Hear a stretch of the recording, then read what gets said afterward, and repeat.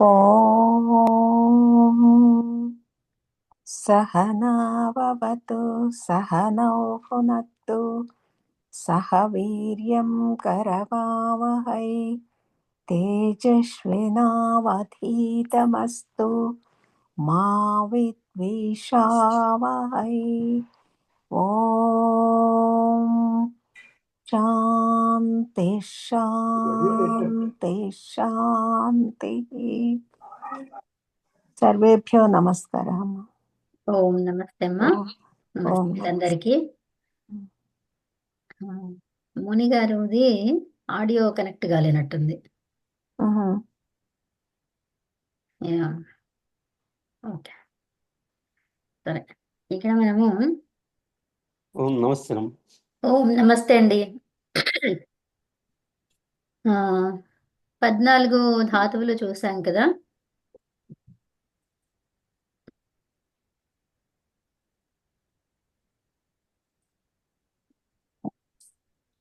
ఎన్ని చూసామండి ఆ రోజు? 14.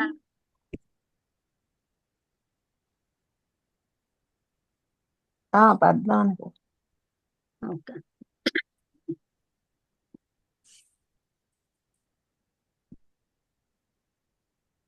నిన్నే కదా కాక హ్మ్? నిన్నే కదా ఓం ఏమన్నారు? నమస్తే అమ్మా. ఓం నిన్న నమస్తే క్లాసే అండి. కదా నిన్న క్లాసే కదా పెద్ద క్లాసా? నిన్న ఎస్టర్డే క్లాస్ నిన్నటిది కదా అంటున్నారు. ఓ నిన్నటిదా? అవును, నిన్న నిన్నటిదైతే అది వేరు కదా. అప్పటిదైతే కనుక బిఫోర్ దైతే 16 అయినాయండి. 16 అయినాయా? 14 ధాతువులు రూపసిద్ధి చేస్తున్నాం కదా అందులో. వాదరస్థానం అది ఆ సూత్రం ద్వారా చేస్తున్నాం సార్. 16 అయినాయి. నా దాంట్లో ఏం కనిపించట్లేదు, ఒక నిమిషం అండి. 16వది కూడా రాశా. ఓర్చుకోవటము. 16వది ఈ మీద త్రిమద స్నేహేన 4వ గుణం పరంలో వస్తే కనుక అది చెప్తూ ఉన్నారు. అది ఏ రోజు డేట్ రాసుకున్నారా? డేట్ ఎప్పుడు? డేటు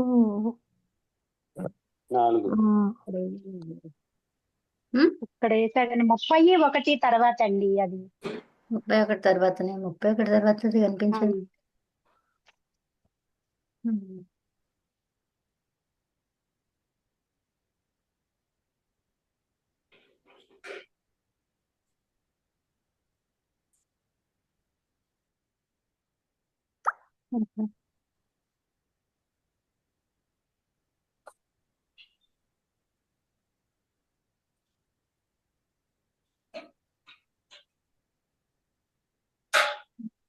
లాస్ట్ది అదే మీదే. సరే, అది అనిపిస్తలేదు. ఓకే, న్యూ వైట్ బోర్డ్ తీసుకొని చేస్తాను.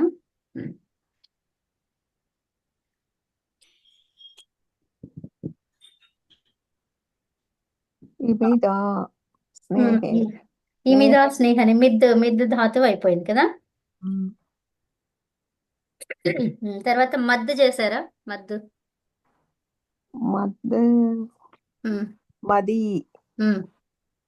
మది చేసాం. మాద్యతి మిద్ద అయిపోయింది. మిద్దు చేశాను. ఇదేం మిద్దు కూడా కాదు, 7:3:80. మిద్దు కాదమ్మా, మద్. అదే మది అంటే మద్దు వచ్చింది కదా. ఇప్పుడే మొదలైందమ్మా. మొదలవలేదండి. ఇంకా కాలేదు. You are on time, don't worry. మద్ అనేది ధాతువు చేశారా? చేసామమ్మా. ఏమొచ్చింది? ఏం రాశారు? మాద్యతి రాశారా? Okay, good. నెక్స్ట్ త్రస్ చేశారా?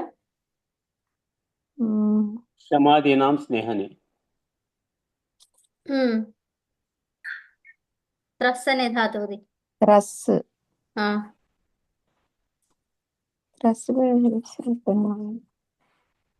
ఏమొచ్చింది దానికి రూపము?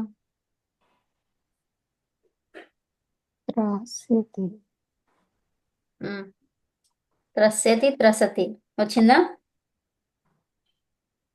త్రాస్యతి త్రసతి రాకి దీర్ఘం ఏ వచ్చిందా? త్రుంపాదీనాం ఉమ్. నుం వాచ. సామ్యతి ఆహా, సూత్రాలు కాదు, రూపసిద్ధి నేను అడిగేది. రూపసిద్ధి. రూప సిద్ధాంత వరకు విద్యుత్ అదే త్రస్ అనేది ఉంది అందులో ధాతువులో చేసిన దాంట్లో. లేదు లేదు. ఓకే, రాసుకోండి ఇప్పుడు. లేదు సమాధినాం స్నేహని. రాయండి అది. సమాధినాం స్నేహని వరకు.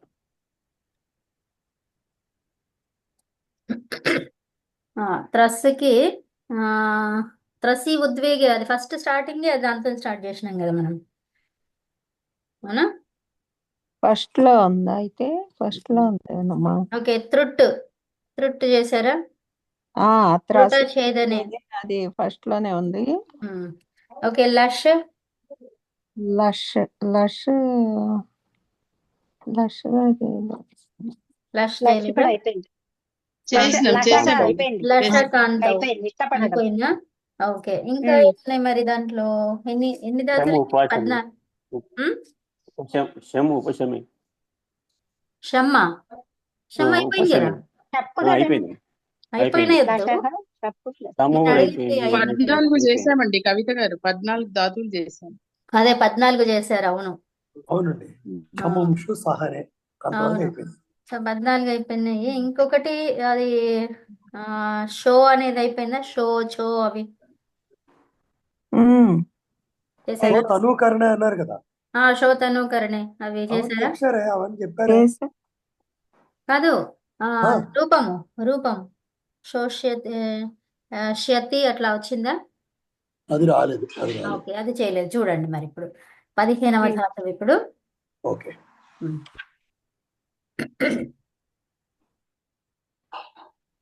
ఇప్పుడు 15వ ధాతువు.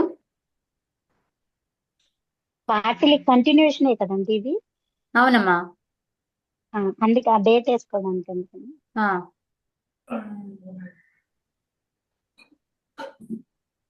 నిన్న మొన్నటి వరకు ఏం చేసినామంటే ఆ చెప్పిన నియమాలన్నీ మళ్ళీ ఒక్కసారి చూసుకున్నాం అనమాట. 2 days, సాటర్డే సండే.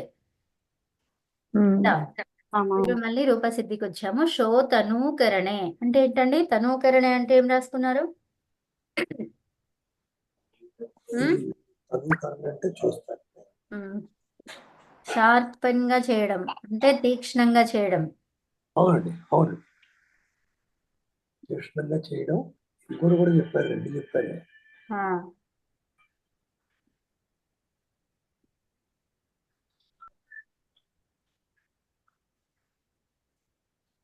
ఇంకోటి పుట్టించడం, అవునా? అవునండి.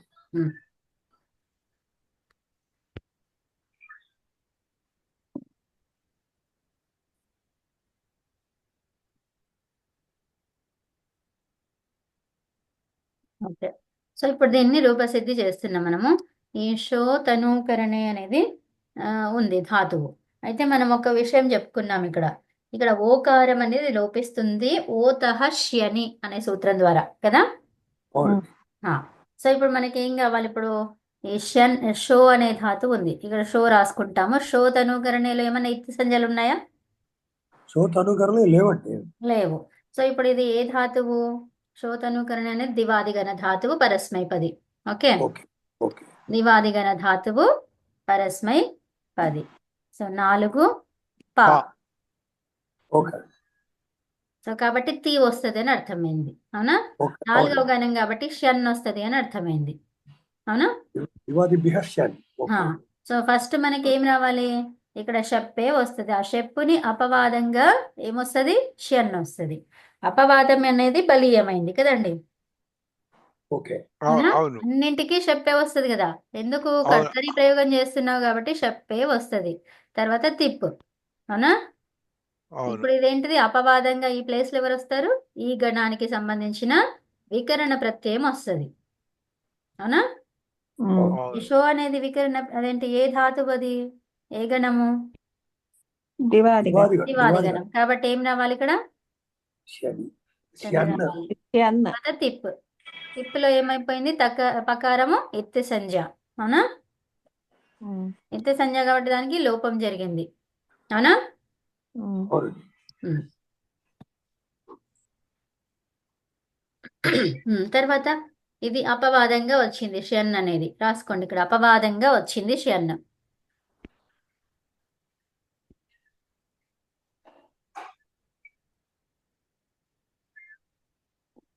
ఓకే. అంటే షప్ ఏమో జనరల్ గా వస్తుంది, ఉమ్, దానికి అపవాదంగా ఉమ్. దేనికి అపవాదంగా? షప్కి అపవాదంగా. షప్కి ఉమ్. ఉంటుంది. కానీ దివాదిభ్య షన్నే కదా కవిత, మరి అంతే. షప్ అన్నిటికీ షప్పే పెడతాం కదా ఫస్ట్. ఫస్ట్ షప్ పెట్టుకుంటాం. ఆ. ఓకే. కదా, అన్నిటికీ చెప్పే ఉంటది. దానికి ఆ గణానికి ఉన్నటువంటి వికరణ ప్రత్యయం ఉంటే అది పెడతాము. అది ఎందుకు మరి అపవాదంగా అన్నమాట అది. అవును. ఓకే. ఓకే. షప్ అపవాదం. షప్కి అపవాదంగా ఎవరు వచ్చింది? షన్ అన్నమాట. అవును. ఓకేనా? ఓకే. ఇప్పుడు షన్ అయిపోయింది.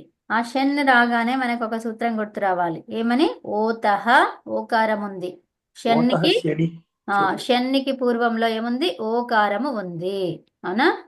అవును. షన్నికి పూర్వము షన్నికి పూర్వము ఎక్కడ ఏముంది? ఓకారం ఉంది. అవును. ఓకారం ఉంది కాబట్టి దానికి సూత్రం ఏంటి? ఓతహ శని. ఓకే. సూత్రం ఏంటి? ఓత శని అంటే ఈ శనికి ముందర ఓకారం ఉంటే దాన్ని లోపం చెయ్యి అంటున్నారు. ఓతహ శని లోపహ అని చెప్తుంది అనమాట. ఓకే. అనువృత్తి చూసుకుంటే ఏముంటది? ఓతః శని లోపః.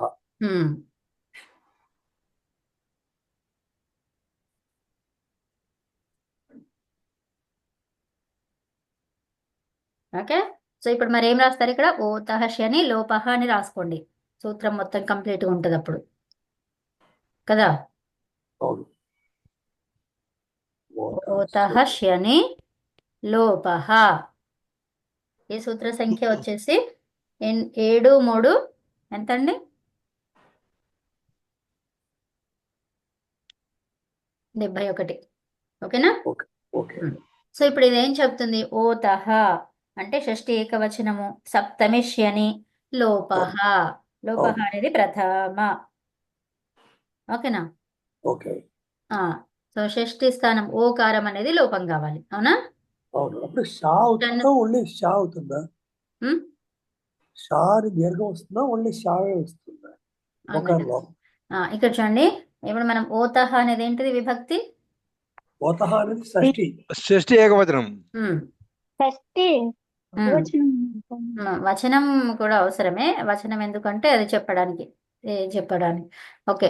ఇది 7th విభక్తి, ఇది 1st విభక్తి. ఓకే. సో ఇప్పుడు ఏం చేయాలి? 6వ విభక్తిలో ఏం కావాలి? 6వ విభక్తిలో ఒకటోది పెట్టాలి. అంటే ఏంటి? ఓతః అంటే ఓకారము లోపించాలి. అవునా? అవును. ఎప్పుడు లోపించాలి? పక్కన షన్ ఉంటే. పరములో షన్ ఉంటే. అర్థమైందా? అర్థమైంది. ఓకే. సింపుల్ ఉంది కదా. అది అంతే అన్నమాట. సో విభక్తులు ఎందుకు అంటే ఆ విభక్తులు స్థానాన్ని చెప్తాయి అవి. ఓకేనా? అష్టాధ్యాయిలో విభక్తి అంటే దానికి అర్థమే. ఓతః అంటే షష్ఠి అర్థమైంది. అది ద్వివచనంలో వస్తుందేమో అని నాకు డౌట్ వచ్చింది. ఒకటి ఏకవచనమే, ఒకటే ఉంది కదా. జగత్ జగతః. కాదు కదా, ద్వివచనం అంటే యోహు యోహు కదా. అవును. తహా తహా కాదు కదా. కాదు. అది జగత్ వస్తుంది కదా మీకు రూపం. జగత్ రూపం జగతః, జగతోహో. ఏదైనా షష్ఠి రూపం ద్వివచనం అంటే యోహు యోహువే. అంతే వస్తుంది. షష్ఠి జగతానాం. నాం రావాలి. జగతానాం వస్తుంది కదా. అంతేనా? నాం రావాలి కదా. అన్నిటికీ నామే వస్తుంది షష్ఠిలో. ఇప్పుడు ద్వివచనం అడిగారు కాబట్టి ద్వివచనం ఎప్పుడు కూడా షష్ఠిలో యోహు యోహు అని క్లోజ్ చేసాం. అవును. యోహో వస్తుంది అంతే. యోహు యోహు. అంతే. యోహో యోహో. సప్తమి షష్ఠిలో యోహో యోహో వస్తుంది. సమానమే. అందుకని గుర్తుపెట్టుకోవాలి. ద్వివచనం. తర్వాత ద్వివచనంలో తృతీయ చతుర్థి పంచమి ఆ మూడు సేమ్ ఉంటాయి. భ్యాం భ్యాం భ్యాం. అవునండి. బ్యాం బ్యాం. ఓకే, అట్లా గుర్తుపెట్టుకోవాలి మీరు. అప్పుడే మీరు టక్కన చెప్పగలుగుతారు ఏ విభక్తి బిహి ఏంటి బ్యహ అని. బ్యహ బిహి అంతే బ్యహ బ్యహ నాంసు. అంతే. అంతే. ఉమ్. ఓకే, సో ఇప్పుడు ఇదండి. అయితే ఈ విధంగా మనకు వచ్చినప్పుడు ఓకారము లోపించాలి. ఏది? షన్నుకి పూర్వం ఉన్నటువంటి ఓకారం. అవునా? అవును సో అవును ఇప్పుడు షన్నుకి పూర్వంలో ఏముంది? షో ఉంది. షోలో ఏం కావాలి? ఇది ఓకారం అనేది లోపించాలి. ఇప్పుడు లోపించాలి. విడదీసి రాద్దాం ఇక్కడ. ష్ ప్లస్ ఓ ఓ. ఓకేనా? ప్లస్ ఇంకే షన్. Can plus tea. ఇప్పుడు ఈ షన్ ఉన్నప్పుడే మనము దీన్ని తీసేయాలి కదా. అవును ఇప్పుడు అవును షకారం ఎత్తి చేసినాక తీసేస్తే మళ్ళా ఇది యా ఉంది, ఇది ఎట్లా పోయింది అని అనుకుంటాం అనమాట కదా. అవును. షన్ ఉన్నప్పుడే మనం తీసేస్తే అది అర్థమవుతుంది. ఓకే, సో ఇప్పుడు మనకి లోప సంజ్ఞలు చూసుకొని తీసేయాలి. ఏ లోపం అయిపోయింది, దేని వల్ల అయింది అది లోపము? ఓతః శని. శని. 73 లోపః. ఓతః శని లోపః. 79. 70. ఓత శని లోప 71 అన్నారు కదా. 71. 71 7 3 71. దాని ప్రకారం అది ఓకారం లోపించింది. ఎందుకు? అవునండి. ఇక్కడ షన్ను పరములో ఉంటే. అవునా? అవును ఇప్పుడు అవును. పరంలో ఉంది కాబట్టి ఇది చేసేసాము. తర్వాత ఈ షకారం ఇత్తు సంజ్ఞ దేని వల్ల?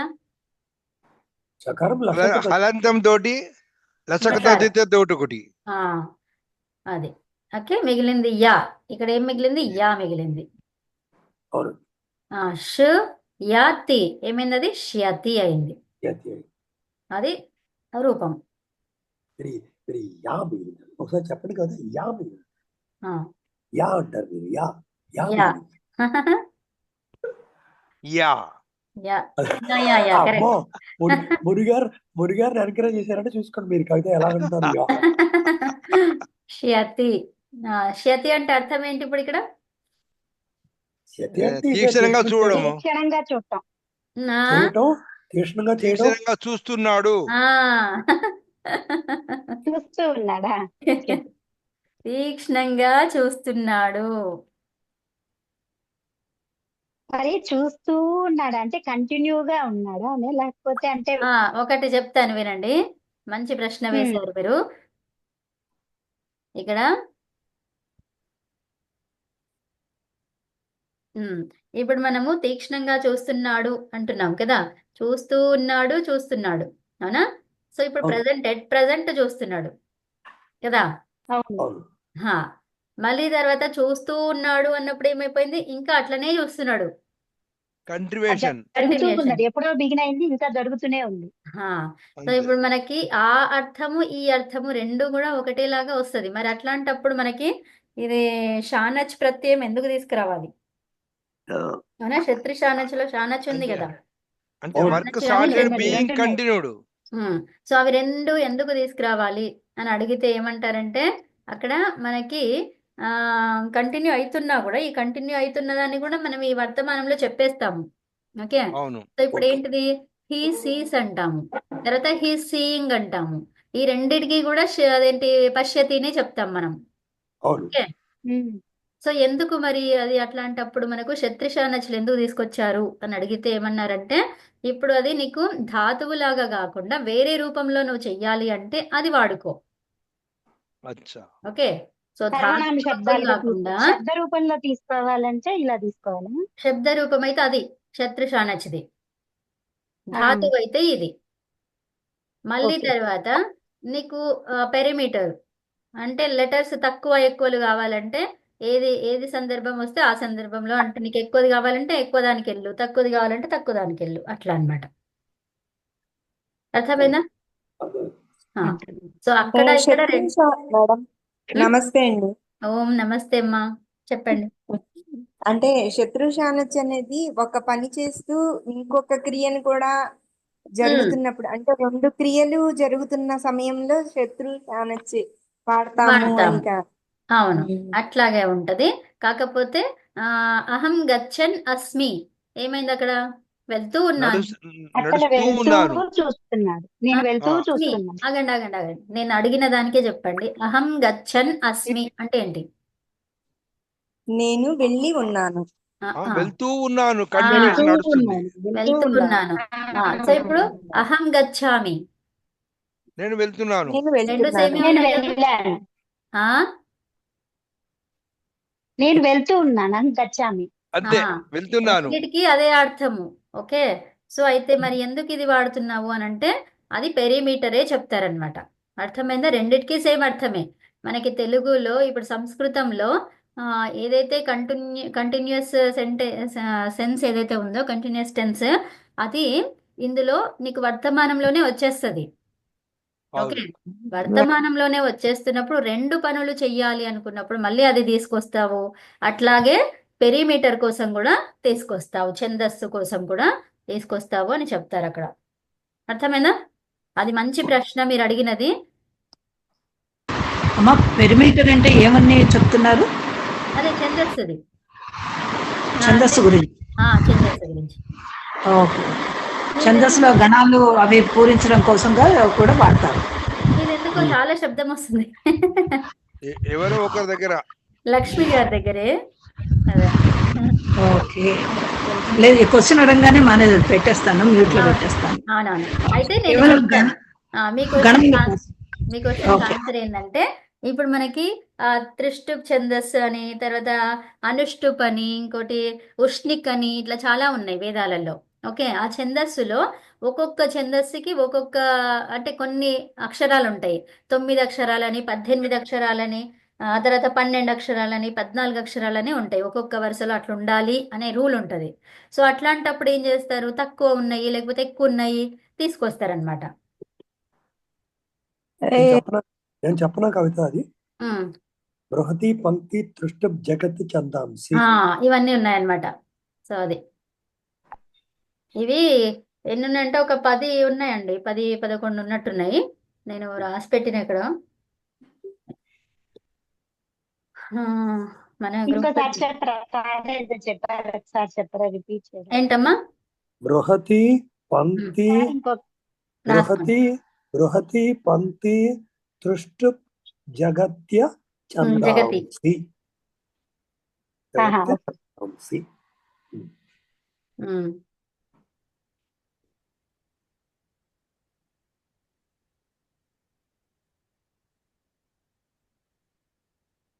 అంటే అగ్నివాయు అర్క వాగీశ వరుణేంద్ర అన్నమాట.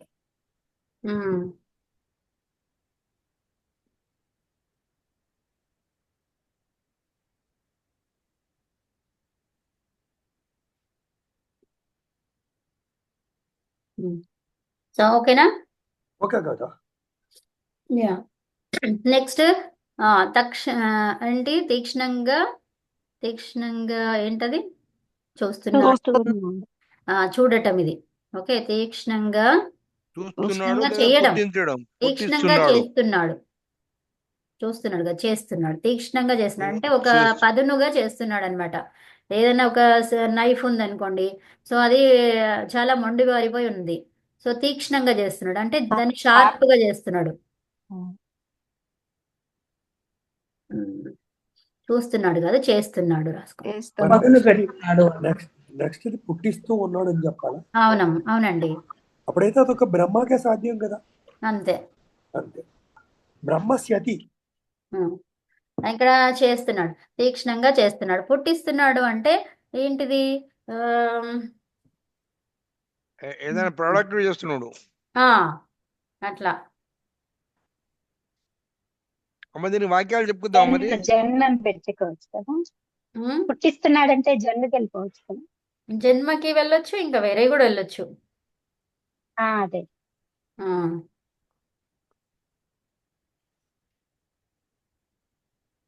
ఓకే.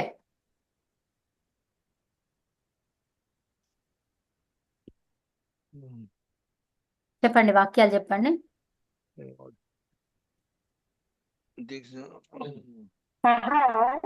వీళ్ళు మాయాజాలం చేసేవాళ్ళు కదండి, మాయాజాలకులు ఏం చేస్తారు?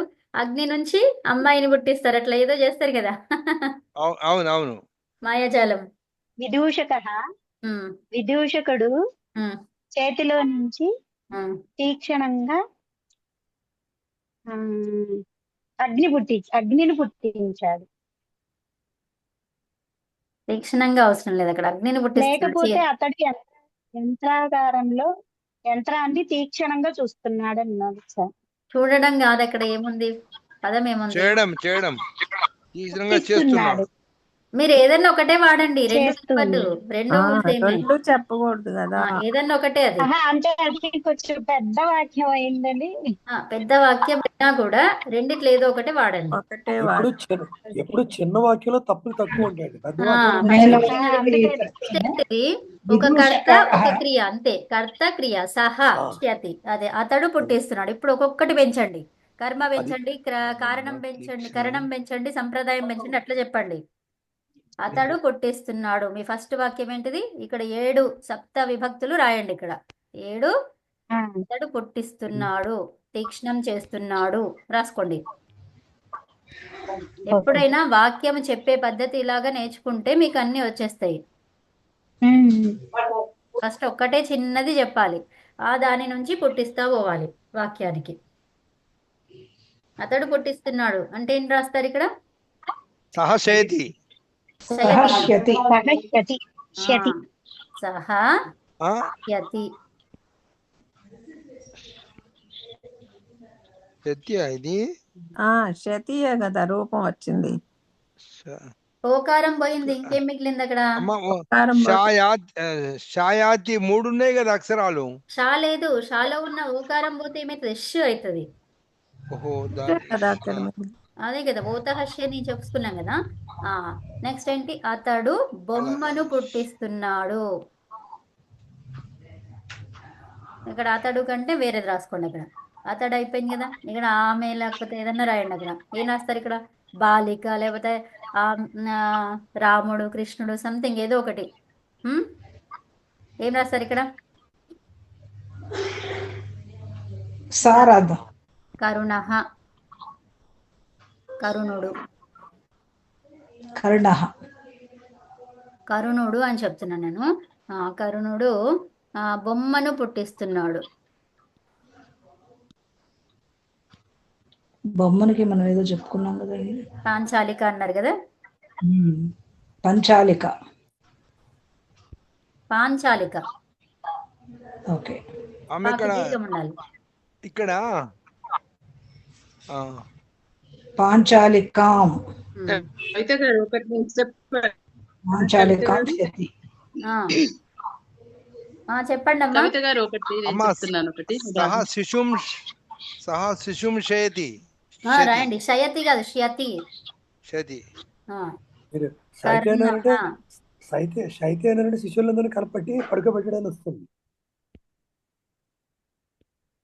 కర్ణః పాంచాలికాం. శంకరాచార్యః అగ్నిం ష్యతి.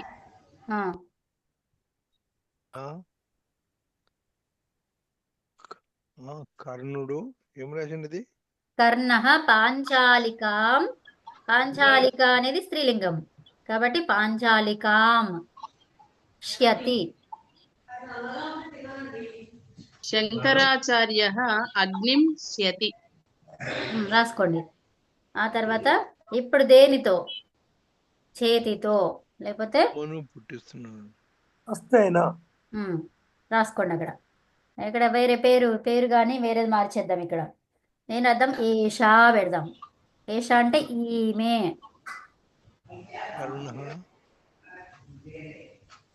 ఇది వాక్యం అర్థమైంది. ఇంకా ఇది చేతితో అగ్నిని పుట్టిస్తుంది. సా హస్తేన ష్యతి. అగ్నిని పుట్టిస్తున్నది. లేదంటే ఈమె రాయితో ఏంటి చాకును తీక్ష్ణం చేస్తున్నది. ఓకే, అర్థమవుతుందా? సా చేతితో ఏం రాస్తారు?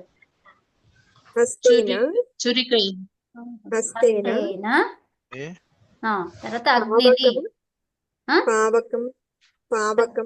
పావకం ఉత్తమం. పావకం అంటే అగ్ని అండి. పావకం చేతి ష్యతి.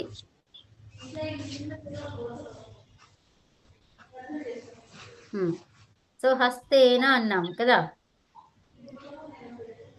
అస్తేన అస్తేన అంటే ఇది తృతీయ కరణం. చేది. ఆహా. ఇప్పుడు ఏం అర్థం? ఆ, చతుర్థి రాయండి. తర్వాత దేని కొరకు? అస్తేన అగ్నిని పుట్టిస్తుంది. ఎందుకు అంటే అగ్నితో ఏం చేయాలనుకుంది? ఒక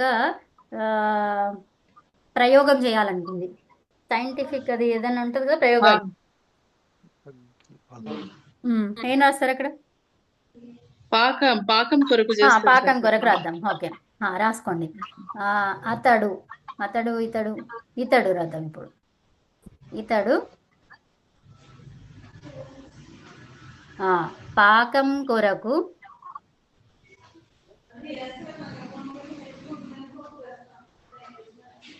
చేతితో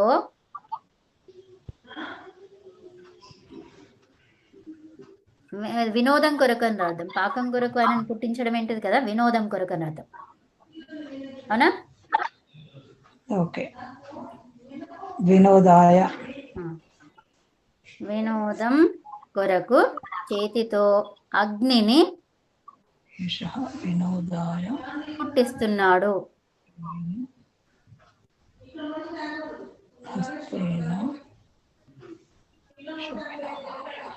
ఇట్లాగే మీరు మార్చి మార్చి రాయాలి వాక్యాలు. వినోదం కొరకు ఇది ఏ కారకం వచ్చింది? సంప్రదానం. సంప్రదాన కారకం. సంప్రదానం ఏమైతుంది? చతుర్థి. వినోదాయ. చతుర్థి కరెక్టే. సంప్రదానం ఎలా చెప్తాము సూత్రం ప్రకారం? అదే చతుర్థి. అమ్మ తస్మై తస్మై వినోదాయ. ఏషః ఇతడు అన్నాం కదా. ఈ వినోదం కొరకు అనలేదు మనం. ఈ వినోదం కొరకు అంటే తస్మై రావాలి అప్పుడు. అవునా? ఇక్కడ ఏ తస్మై వినోదాయ అని వస్తుంది. అది ఏ తస్మై వినోదాయ. ఎప్పుడు ఈ వినోదం కొరకు రాసుకోండి. అక్కడ ఇతడు కాకుండా ఈ వినోదం కొరకు అని రాయండి. అప్పుడు ఏ తస్మై పెడతారు. సో వినోదాయ తస్మై వినోదాయ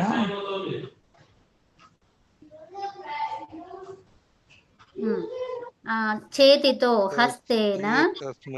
ఎవరో మ్యూట్ లో ఉండాలి, అన్మ్యూట్ లో. అవును, మునిగారా? శబ్దం లేదమ్మా. లేదు.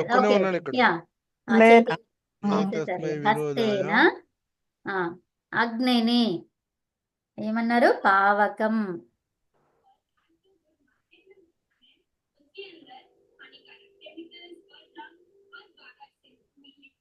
పావకం ఏంటి? క్రియ ఏంటి? ష్యతి. అందరికి కరెక్ట్ గా ప్రొనౌన్సియేషన్ వచ్చిందా ఇప్పుడు? ష్యతి. ఓకే. 5వ వాక్యం రాస్తారా? రాయండి. 5వ వాక్యం ఏం రాస్తారు ఇప్పుడు? వలన. ఇప్పుడు సంప్రదానం అంటే ఏం చెప్తారు దానికి? అదేంటి మనకి ఉన్నాయి కదా సూత్రాలలో. ఏమొచ్చింది సంప్రదానానికి? ఈప్సితమం కర్మ అన్నాం. కారణం అది కాదు. అట్లాగా ఆ సూత్రం లాగా చెప్పండి సంప్రదాయంకి. చతుర్థి సంప్రదానం. నేను చెప్తున్నారా లేదా? చతుర్థి సంప్రదానం అమ్మా. అట్లా కాదమ్మా, విభక్తి కాదు. విభక్తి చెప్తున్నారు మీరు. విభక్తి నేను అడగట్లేదు. సూత్రం. అసలు సంప్రదానం అంటే ఏంటి అని అడుగుతున్నా. మళ్ళా చతుర్థి అంటే ఎట్లా కదా? సూత్రం. సూత్రం కాదా? మీరు ఆ సంస్కృత సరణి బుక్ ఉంది కదా, దాంట్లో ఒక్కసారి చూడండి సంప్రదానం అని అంటే ఏముందో. సంప్రదాయ చతుర్థి. సంప్రదాయ చతుర్థి. అట్లా కాదండి, విభక్తి చెప్పకండి. సంప్రదానం అంటే ఏంటి అన్నాను. సంప్రదానం అంటే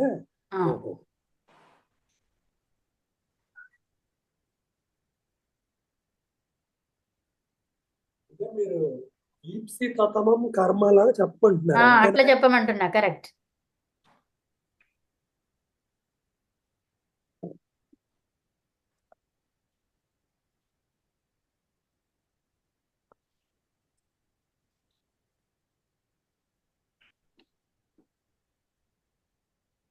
ఇరవై ఆ పేజీలలో ఉంటది, 20లో కన్నా ముందు. ఒక దగ్గర ఇచ్చాడు అన్ని మనకి కింద ఏంటంటే ఇచ్చారు కదా, అందుకే ఆ, అది గుర్తు చేసుకొని చెప్పండి అంటున్నాను. ద్రోమ ఇది సాధక కర్మణ యమ కర్మ యమాభిప్రైతి యమభి ఆ, కర్మణ కర్మణ యమభిప్రైతి అంటే సంప్రదానం. కర్మణ యమభిప్రైతి సంప్రదానం, సంప్రదానం, అవునా? అవునండి. అంటే ఏమంటున్నారు ఇక్కడ?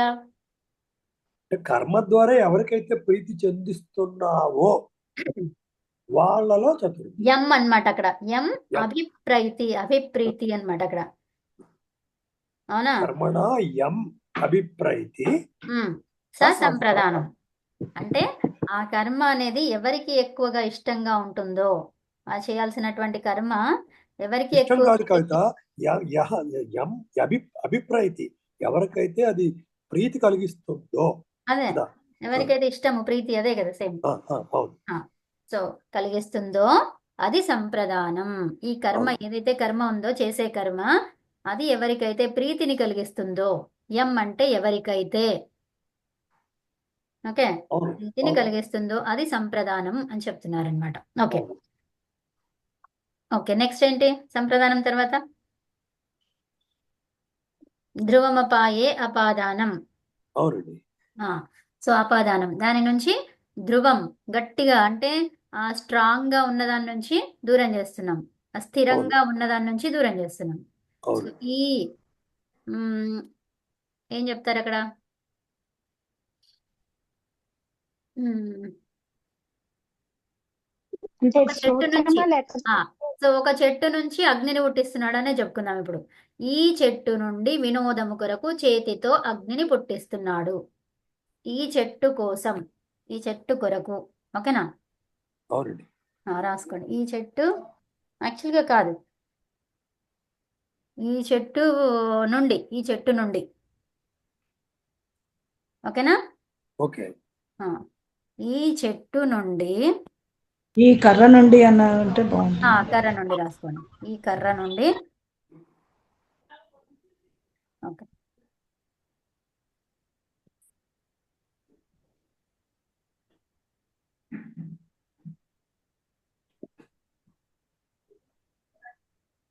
వినోదం కోసం చేతితో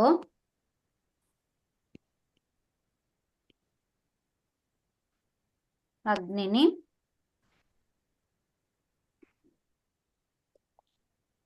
పుట్టిస్తున్నాడు.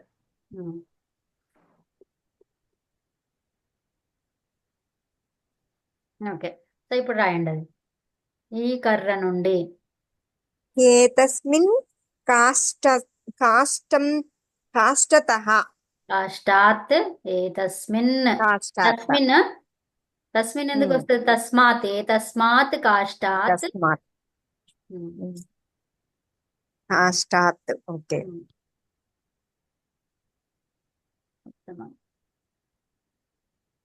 వినోదాయ.